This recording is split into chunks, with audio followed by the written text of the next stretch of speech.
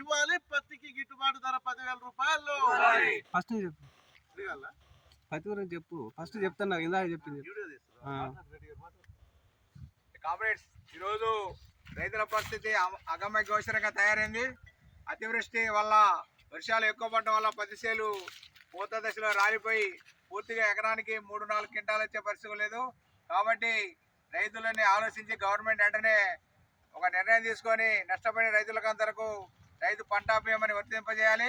అదేవిధంగా కింటాకు 10,000 రూపాయలు మద్దతు ధర ఇవ్వాలని సిపిఎం కామిపల్లి మండల కమిటీ తరఫున ధర్నా చేయడం జరుగుతుంది. కామ్రేడ్స్, మళ్ళీ ఇవ్వాలి. పత్తికి కింటాకు 10,000 రూపాయలను.